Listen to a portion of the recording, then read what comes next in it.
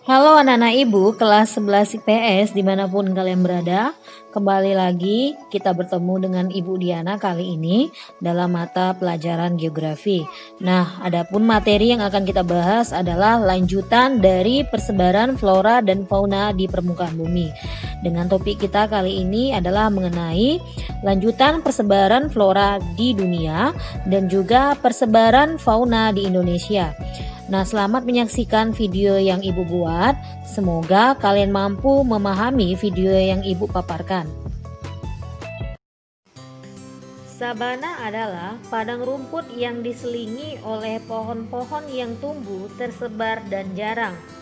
Bioma sabana terbentuk di kawasan tropika atau subtropika, terutama di daerah yang temperatur udaranya panas sepanjang tahun dan curah hujannya secara musiman. Adapun ciri-ciri sabana yang pertama adalah terdapat di daerah Khatulistiwa. Yang kedua, curah hujan antara 100 hingga 150 mm per tahun. Yang ketiga, vegetasi berupa padang rumput dan pohon kecil. Yang keempat, drainase cukup baik. Yang kelima, suhu udara tidak terlalu ekstrim. Dan yang keenam adalah kelembapan udara agak kering. Persebaran sabana meliputi benua Afrika, Amerika Selatan, dan juga Australia. Hewan-hewan yang dapat hidup di daerah sabana adalah hewan jenis pemakan rumput seperti kuda dan zebra, dan juga hewan jenis karnivor seperti anjing hutan, macan tutul, dan singa. Sedangkan flora di bioma sabana adalah jenis pohon palem dan juga pohon akasia. Yang kedua adalah tundra. Tundra berarti tidak ada pohon. Oleh karena itu, bioma tundra merupakan wilayah khususnya kutub yang tidak dapat ditumbuhi berbagai jenis pohon.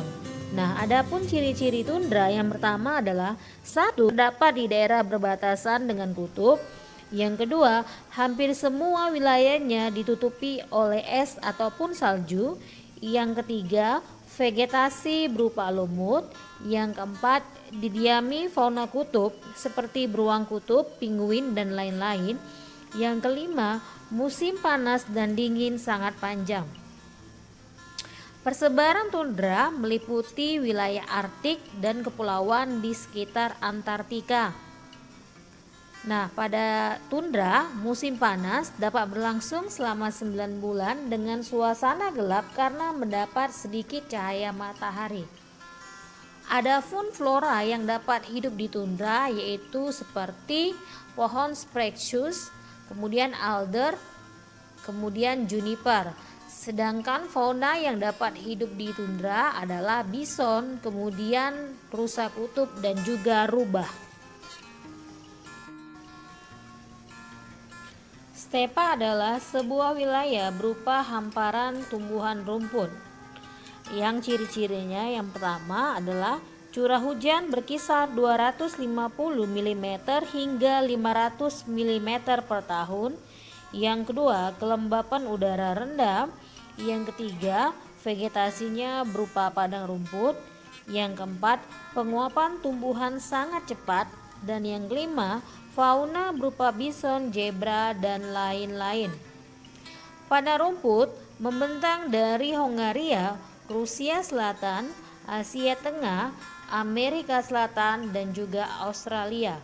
Nah, adapun fauna yang dapat hidup di padang rumput seperti bison, kemudian kuda liar. Sedangkan floranya yang mampu bertahan adalah rumput saja.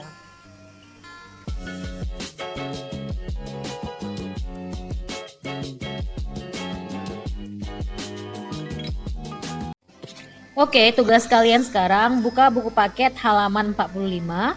Di situ ada gambar 231 yang mengenai wilayah persebaran fauna di Indonesia yang dipisahkan oleh garis Wallace dan garis Weber. Nah, bukalah buku catatanmu yang kosong 2 halaman sekaligus, jangan pakai jeda ya anak-anak ibu.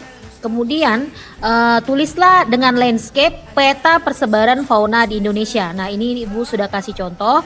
Kemudian kalian gambarkan di bawah judulnya tadi, dan 1 lembar lagi kalian biarkan kosong.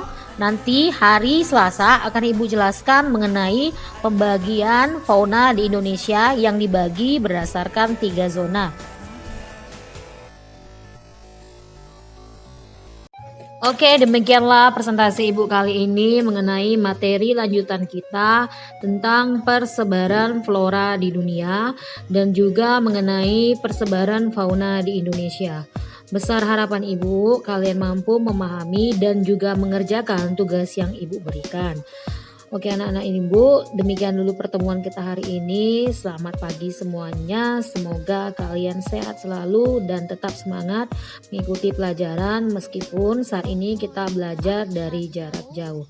Salam sehat, tetap semangat, sampai jumpa di pertemuan kita selanjutnya.